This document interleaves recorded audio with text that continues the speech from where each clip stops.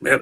It's your boy Seth Garu, and I can't tell you. Today is one of those days where, so you know, people say don't meet your heroes because you'll be disappointed. Oh. I I am not disappointed. This is one of my heroes. I've met this cat several times, and I want to give a huge shout out to brother Jamel, who was one of my first interviews when I started my show, Seth Guru Podcast at Makersbar, where we're creating 1 million leaders today for tomorrow. Hmm. This brother has created at least 1 million leaders. And I Hmm. want to give a shout out to brother Jamel for saying, yo, dude, here's one of my cats. And not knowing that this brother has been instrumental in my poetry career, my writing, my book, my meeting the Dalai Lama, my work with gun violence with Bishop Desmond Tutu. This brother here is like the epitome of my gratitude that God has made things full circle. He is a poet. He is a spoken word artist. He is a comedian. He is a host. He is an actor. He is a advocate. He is a philosopher to me in a number of different ways.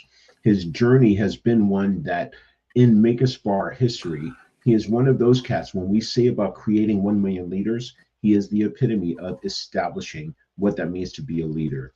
His name is Poetri, and he has a number of different events coming up that we're going to get into, as well as his story. And I am humbled and in gratitude of him coming on the Seth Guru podcast. Poetri, thank you so much, good brother, and thank you, brother Jamel, for reintroducing us to having this day happen. Big shout out to brother Jamel. That's my boy. Love that cat. Love that cat. Love him. Love that cat. Love him to death. And how are you doing, Seth? I am doing well. Yo, cat, I was just thinking, so when bro Jamel told me that, people don't know Poetry Lounge, like if you really were a smooth cat, if you had cool vibes, if you had good words, and when the poetry and spoken word vibe was at its pinnacle, you guys were before it became its pinnacle, and then you were the spot to go to, and you were the cat who gave me an opportunity for my first larger performance. And I wrote a poem called, well, later I wrote Murder is Blind, but when I first came to Poetry Lounge, you were hosting, and brother Jamel was DJing, and I wrote a poem that was called Love is a Recipe. And so you had humor, you had style, you had strength. You were just one of those super cool cats. And I couldn't tell you how you had us laughing, you had us spiritually enlightened. Yes. You were just the Poetry Lounge was really the space off of Fairfax in Hollywood. And you were just the dude. And people need to know, like, this is the dude that is a legend. Poetry, like, for real, cat. Well, thank you. I can't take credit for all these blessings that you bestowing on me because this is just how God made me. He just made me a fun-loving guy. I'm saying fun-loving guy, but I don't know what I was. I was just doing my thing, and it's just a blessing to hear you say such positive things. It's like, oh, wow, okay, good. So yeah, Yahweh is just has shined his light on me and just kept me whole all these years. So he gets all the glory. I'm just a vessel. Yes. Like, so you know what? Tell us about your journey. Where do you hail from? What's your origin story, cat? I'm from Muskegon, Michigan. Woo, Ski Town. Muskegon. Yeah. Muskegon. Muskegon sounds like a southern town, not Michigan. No, it's all. Well, I shouldn't say all white, but it was. I lived on the white side of part of town, across the tracks for the black people, but I never got get a chance to get over there because I was on the white side. So, but Muskegon, it's Indian. I think it's Indian. So, yeah. Grew up there. At 18, I left to go to college at Knoxville College, all black school. Because again, I was in an all white area, so I needed to be around black folks. So I went to all black school, Knoxville College. Stayed there, and then moved on out to California. Why'd you move to California? My brother was out here. My brother was out here. He said that because by then my after that, what did my mom pass away while I was in maybe I went back home first. Man, when you're 55, things don't come. The memory doesn't come as good as it used to. Hey, can we say that, Poetry? Because we Uh, up in there, cat. you know what I'm saying? Right? I do, cat. But I know why I came to California is because my brother lived out here, and eventually my sister came out, and then my mom came out. That's right. Yes, my mom came out with me. So eventually, yeah, we just came out because my brother was out here. So he said, "Come, y'all should come on out here." So our family, because we got a real tight family, so we're all together. So I was gonna be the next. If you ask me if it was now, you ask me, I'm gonna be the next Denzel. Something. I was gonna be acting all over the place. So Well, when I remember you were doing everything. Like, so for my audience, I haven't done this in almost 2 years on my show. I am gonna fan out a little bit because, and I told Poetry I was gonna do this, and I told Brother Jamel, and I don't even give a damn. But this cat has been such an instrumental part of my writing skills, my poetry skills, mm, and an instrument in Black man healing, because there were things he was doing in the early 2000s and so forth that were really instrumental in helping Black men know their voices and so forth. So for me, I would go and hear poetry. He would open up the show and he'd get some stuff, and I was like, I'm doing mm, that. And so in my healing of SA and a number of different things, poetry was really one of those cats that was like, Black brother, I hear your voice. And even if I can even say this little piece of a thing I wrote, he said, Black brothers, I hear your voice. Your voice is not silent. Your voice is loud. Your voice is loud and is screaming. mm, I am not in a coffin where I am absent and invisible. I am standing here tall and strong. And the victimization that you once wanted to put upon me, I am no longer standing in that ground. I am a survivor and a winner. And mm. that was one of the pieces I wrote that you had said.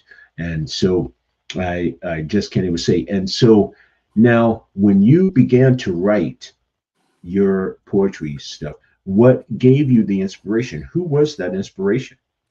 So, again, this might be like a running theme, but literally every poem I wrote was given from him upstairs. Because it's just if I had a topic, I want to write about Krispy Kreme donuts. I would write the poem. I mean, Why? Right? Why you say Krispy Kreme? And just anybody even remember Krispy Kreme? Yo, poetry. I still dig the donuts, but who remembers Krispy Kreme, cat? hey, those are the donuts, man. Those are the donuts. I mean, Right, right, bad for me, and good for my stomach. right. But I took one of those. I was like, oh gosh. So a poem like that, or any poem, I wouldn't know how the poem was going to turn out. I wouldn't know. I wouldn't have a. I wasn't the type to have. Okay, I'm going to say this, and this. I would just start writing, and it would come out. Literally, that's how it came. It's just Chris, can you get it right? Boom, and I would write the poem. But every sentence, I did not know it till the end how it was going to turn out. It could turn out this way. It could turn out funny. It could turn out serious. It could turn out whatever it was. But that's how it was, and I definitely believe that was from Yahuwah giving me this talent. Yahoo. I thought poets wrote like that. I didn't know that was the people had stanzas and outlines and how to write or whatever. However they write, I just wrote just like put the what okay, and it was done. And it's done about 5-10 minutes. So he really blessed me with that. And so, why do you feel he blessed you with that? What age did you recognize? Rather, that might be the better question. What age did you recognize he blessed you with that? About 11. I used to get in trouble a lot when I was a kid. Not main trouble, but just my parents were just good parents. I couldn't go out and do anything I wanted to do. So one of my punishments was not going outside to play. Of course, now it doesn't matter, but today punishing somebody with that. They'd be like, "Oh, okay, cool." But back when, Right, yeah, back when I was right, growing up, it's like I can't go outside and play. What's going on? So right, right. so not going outside to play, no playing with my toys. I just had to be stuck in my room, and all I could do in my room was read and write. So I started reading, writing. I can't stand my parents, whatever I was writing, and that's how I started writing. They call me out. Hey, you can come out now. I'll be like, well, hold on, let me finish this poem. You know, Right, you know what I'm saying? right. So that's how it started. That's how it started. So what were the words that first came to you to be able to start your poetry? Well, the first poem I ever wrote was called "Tree." It's about Can you spit it? Can you spit it? um. Let me see if I know it by heart. I haven't done it in a while.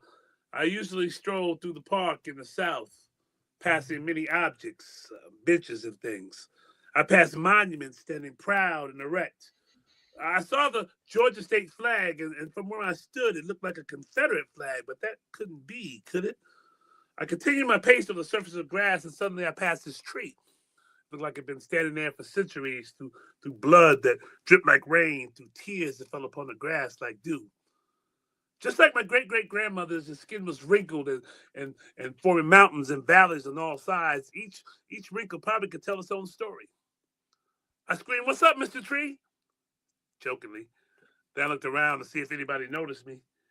Oh, you must be the quiet type, I laughed, all along realizing I must have looked pretty stupid talking to this tall plant.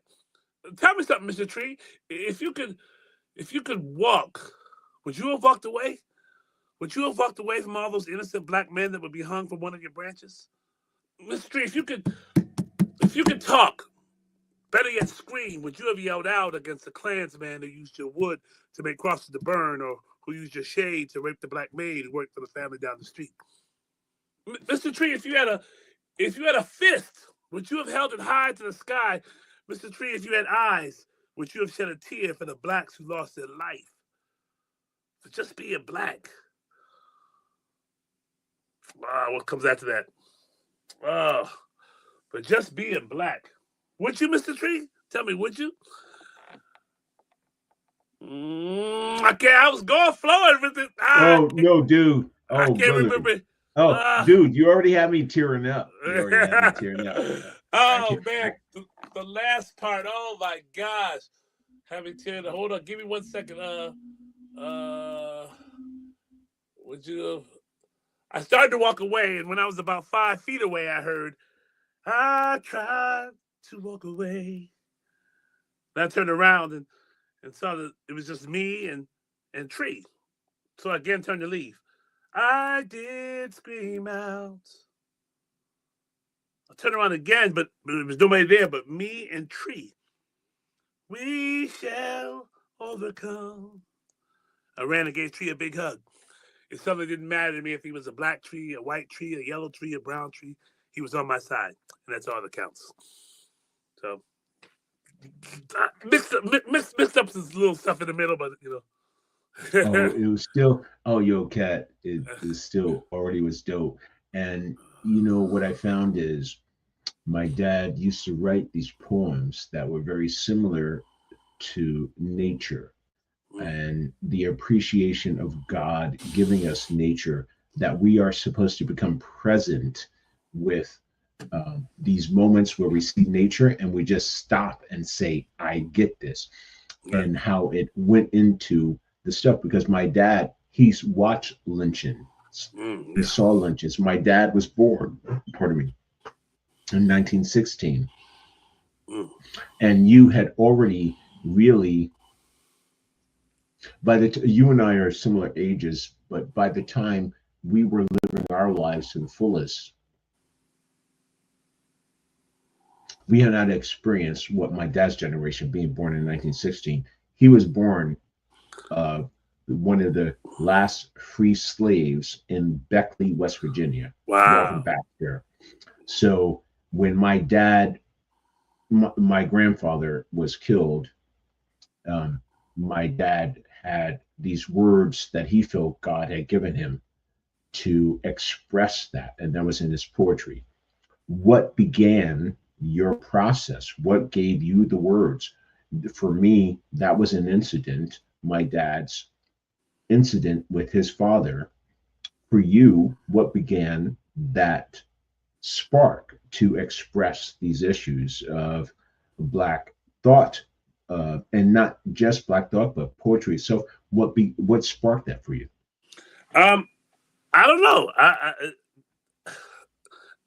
Every time somebody interviews me, they ask me great questions like this, and I literally wrote that poem because I was in my room and I was bored. You know what I'm saying? Was tired being in a Wait, room. no, no poetry. Yeah, No, we got to have it really significantly yeah. philosophically.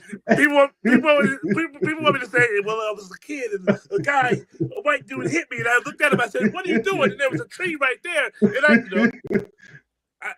unless I don't remember, which that could be true, but I've been doing interviews for 30 something years. I Yeah. my my my my thought process of poetry was just that. I was just writing because that's what I do. I mean, well, started out being because I was bored.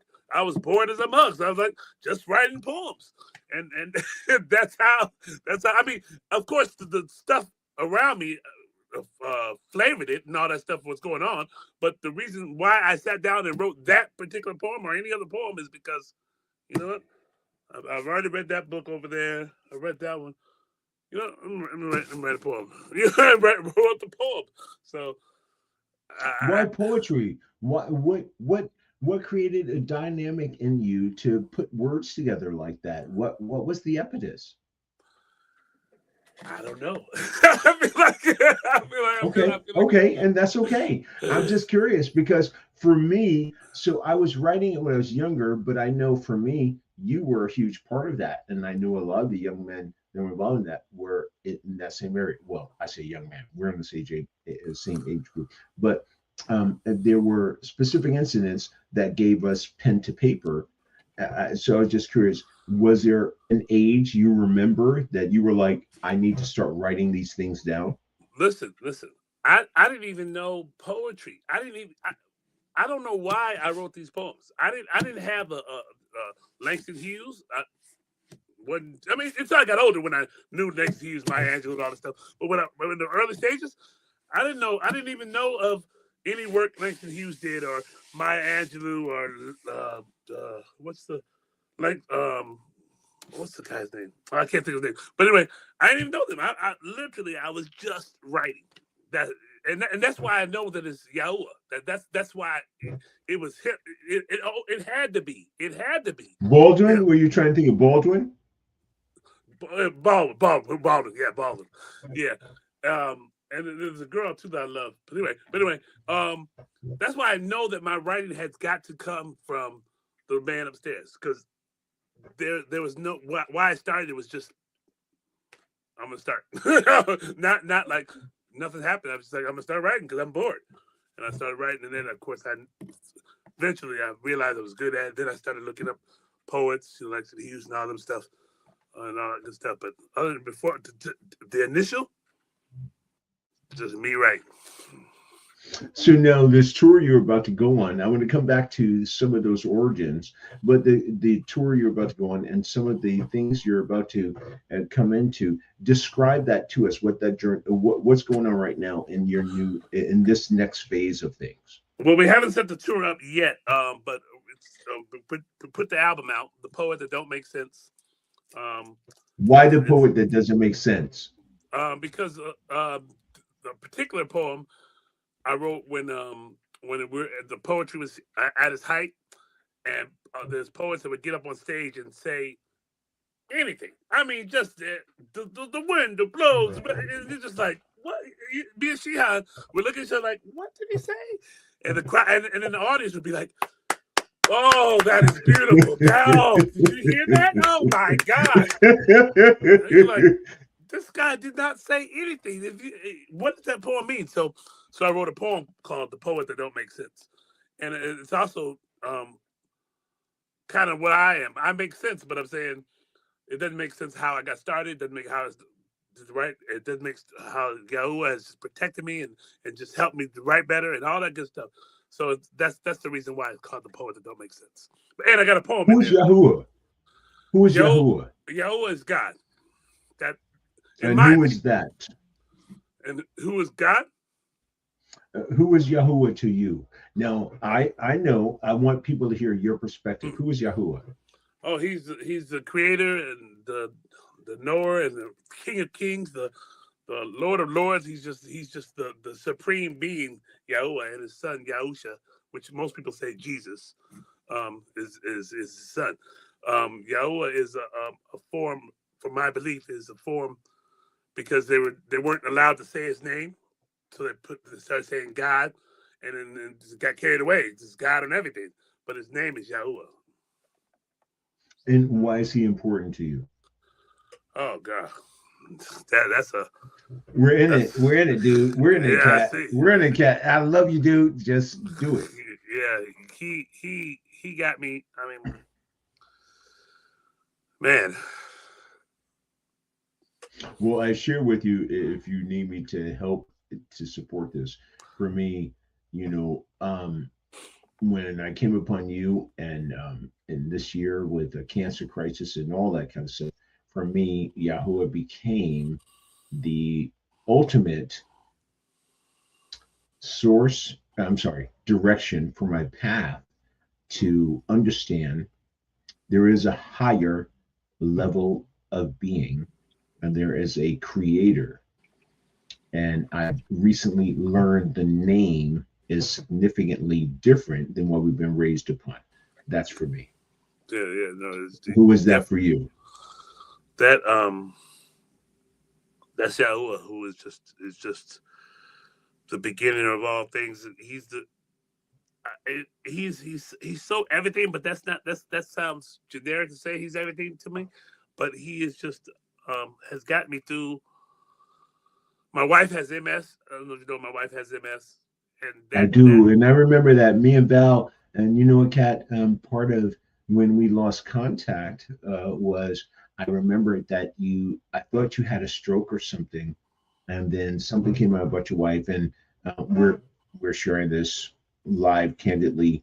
But I knew you were having a lot of stuff you were already having on your plate. yeah yeah yeah And yeah that Val and I were really we sent flowers and stuff, and we were trying to do what we could, but we knew there was a lot going on. That's why, again, I'm extremely grateful that Brother Jamel put us in contact again because I knew there was a specific period of time that was particularly challenging. yeah. That is still going on because she had the stroke before I had the surgery. I mean the stroke. So and I believe that the reason why I had part of the stroke was because of my all the pressure that I had taking care of her, and then we had two little girls. So and then we were homeless for a while. So we were in a hotel, and it's just two.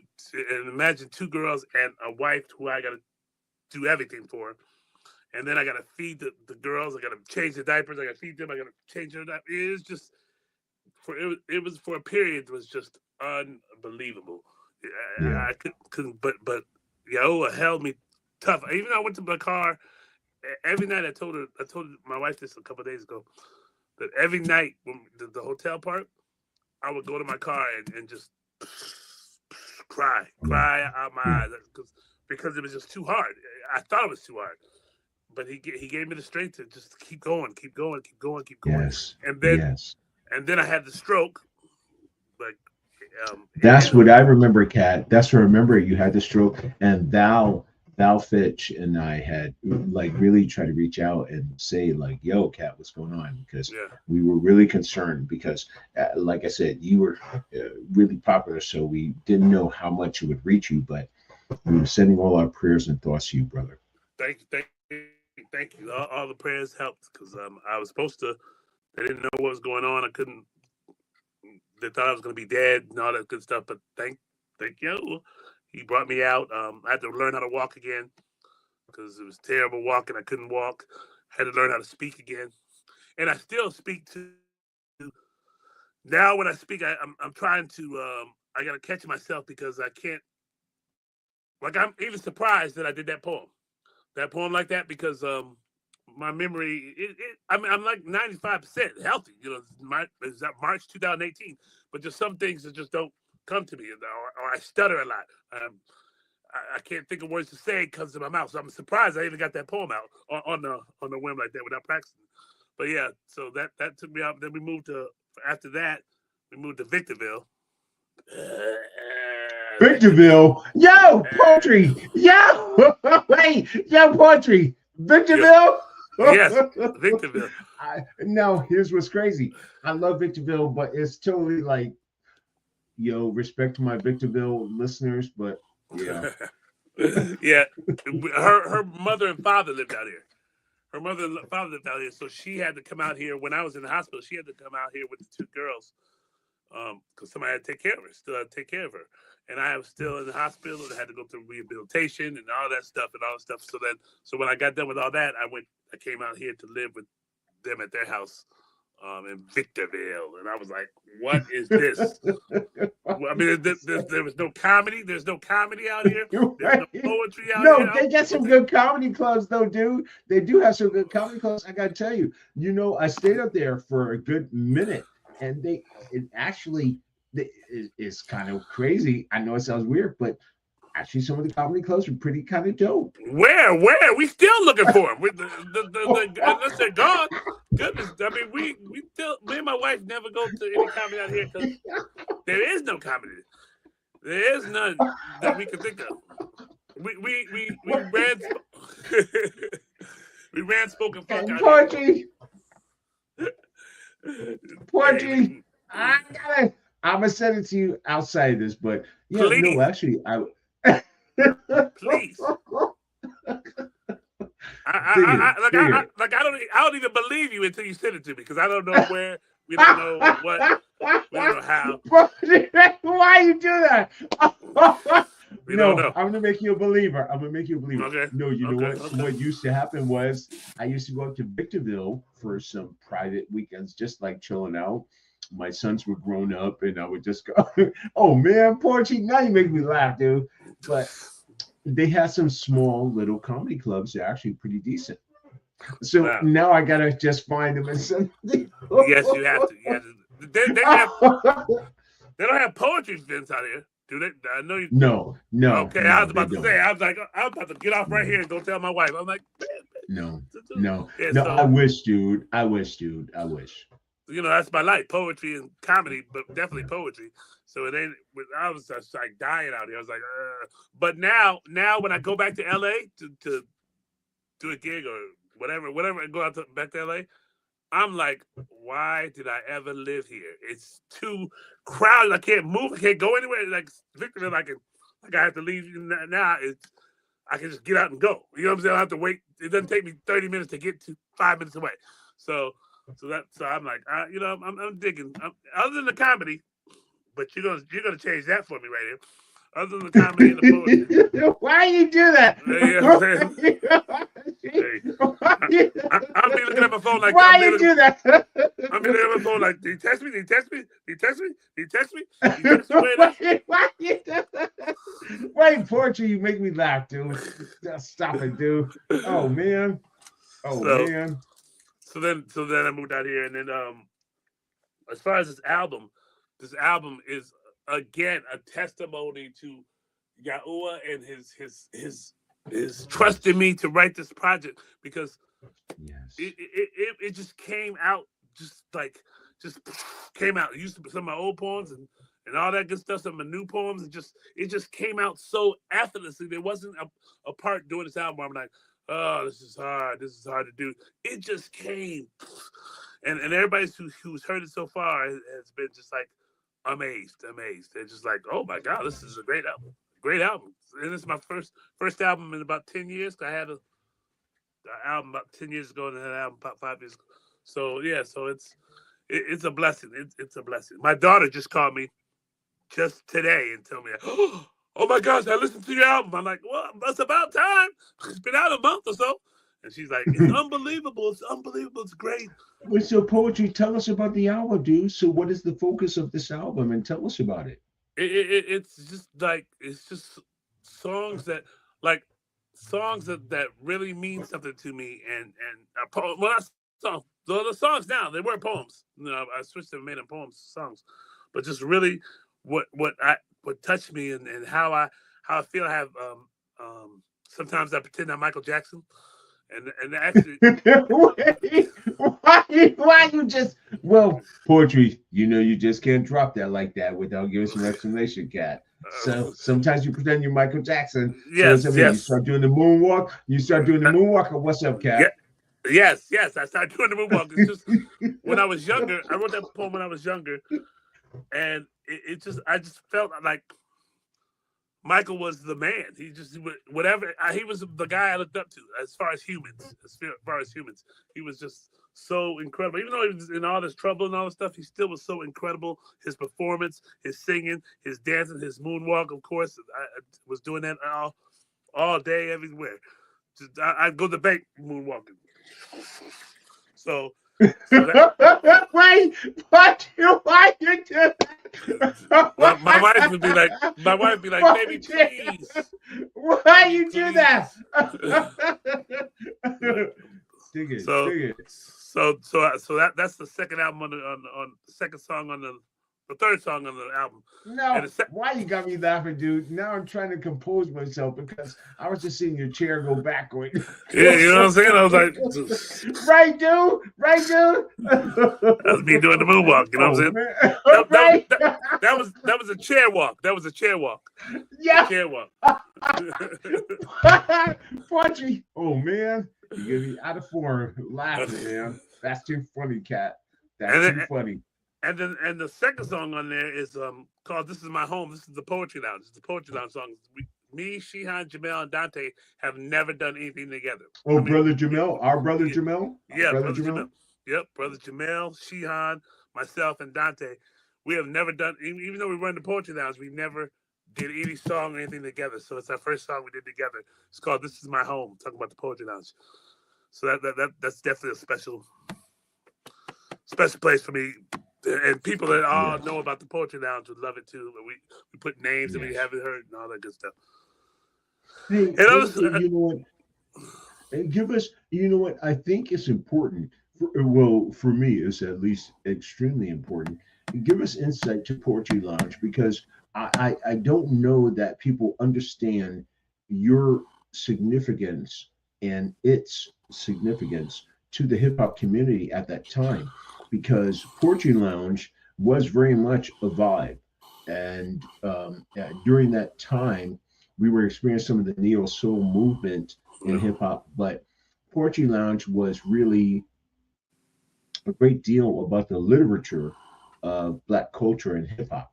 And I would like you to describe your participation and what hip hop, Poetry Lounge was affecting the culture at the time. It was very much a huge impact because I don't, for me, part of why this interview was so significant was you, Brother Jamel, Open Mike Eagle.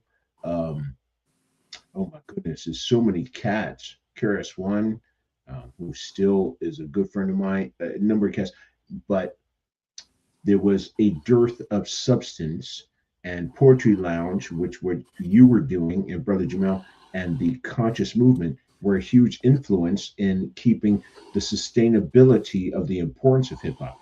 yeah, So yeah. It was, I'd like you to address some go wherever you want to with that area in describing that period of time well, because this and was very significant. the Poetry Lounge is still going on. It's been going on for 26 years, 27 years now. It's unbelievable. I've been down there in a couple months, but I got to go down there again and just because every time I go, it's a new generation of poets coming out speaking, and it's just like, wow, this is something that we started. And it was different when we started because there were no poetry venues that had a DJ, Brother Jamel. There was just back in the day. There's a poetry reading, and it'd be a guy. Yes, okay. Our next poet is Johnny Jacobs. And that's how we brought the hip hop in because we have a DJ, and the host that is charming and funny. Me and Shion were just laughing to bring an audience that not is not used to poetry. They're like, what poetry? What? If you said back in the '80s or '90s, if you said let's go to poetry, and people wouldn't, 90% of the people wouldn't come. We wouldn't get those crowds. But since we added DJ, funny host, and the charming thing, the crowds came and they were like, whoa, this is, and then there's poetry. That's which is the main thing. They're like, oh God, all the stuff is going around. It's dope. It's great. And, oh, there's a poet. Oh my God, let me listen to poetry.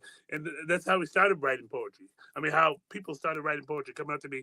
Oh my God, um, your venue has got me writing poetry, and they're thinking like they would never do that, but that's how it came. So yeah, so that's definitely a blessing. So, Poetry, tell us the importance of what you've been doing and some of the work you've been doing. Share with us how much it's been instrumental in guiding you toward a more positive life and putting words to paper. Well, I teach a workshop now. I've been teaching for like 25 years, but now it's more so important that I do it now. Because I'm not doing the poetry lounge anymore. I'm not hosting anymore.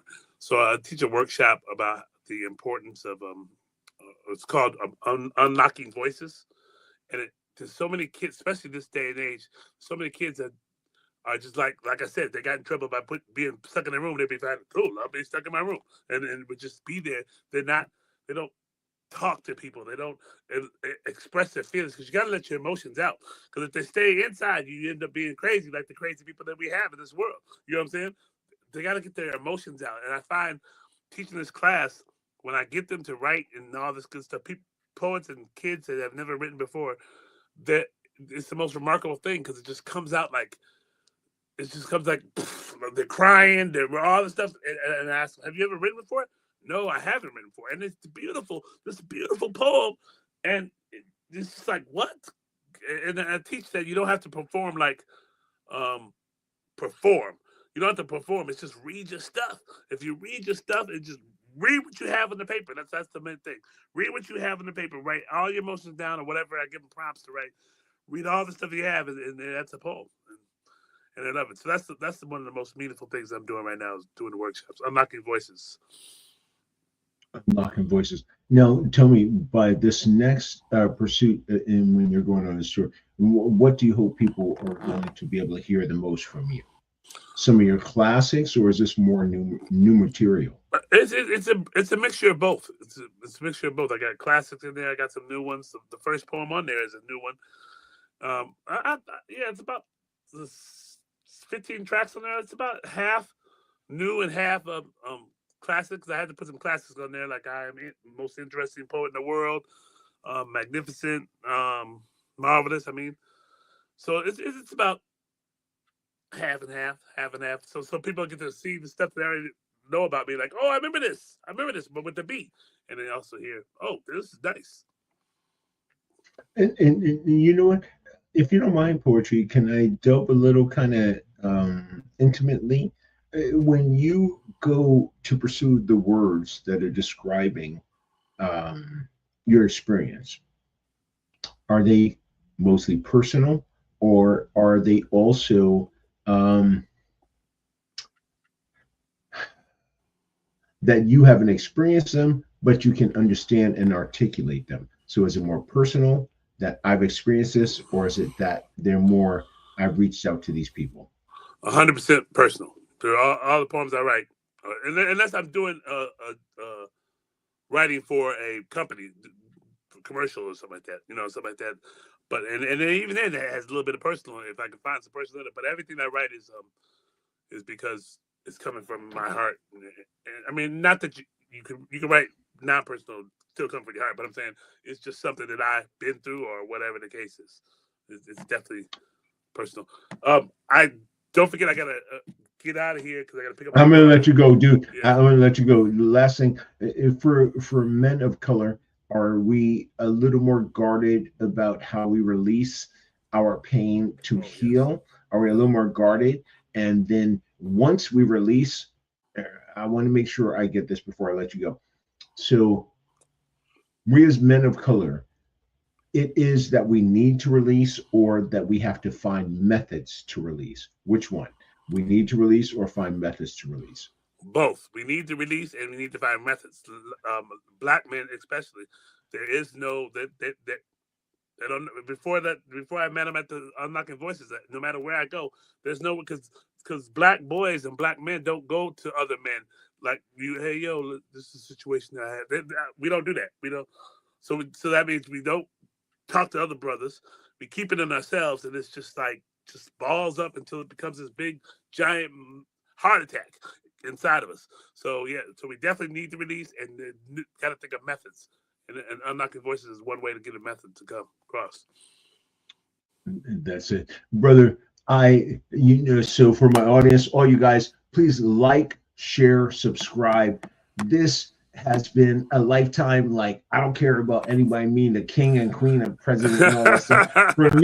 For me, totally, this was like the pinnacle. And I'm just so grateful for Brother Jamel making this happen. Poetri, thank you so much, good brother. I'm so looking forward to people checking out. Please give out the name again of your tour and your book and things that are coming up. Yes, so go make sure you go. It's wherever music is played, Spotify, Apple Music, Tidal, SoundCloud, wherever. It's called The Poet That Don't Make Sense. Please go listen to it, download it. Become a friend or whatever you do on Spotify and all that stuff. It's a great listen to. I guarantee you'll enjoy it. And I can guarantee you also, this cat has inspired me, and I can at least attest for 15 dudes, that men of color, that this cat has inspired. Yo, Brother Poetri, I love you, dude, and thank you so much for being such an encouragement and a creation of God and a vessel that has chosen to be instrumental in utilizing what you are as a vessel. Thank you so much, brother, for joining us today. Thank you for having me, man. It was a pleasure. I can't even begin to thank you enough. So the revolution that we want is a love-olution. Yes. What is a love-olution? The love-olution is a revolution of love, where we do not pick up guns and violence, but we begin to express more of the arts and those things that are expressing our love. So let's create a love-olution, a revolution of love. Brother Poetri, thank you so much. I can't wait to come and see you perform. I'm so looking forward. Please go and check out his website. And fans of the Seth Garu podcast, please do know today was the pinnacle for me.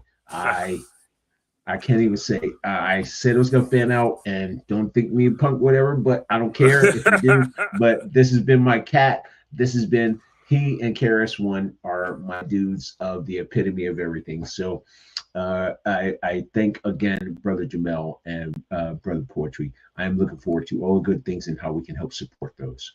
All right. Looking forward to it, Cat. Talk to you soon, brother. Good blessings. All right, brother.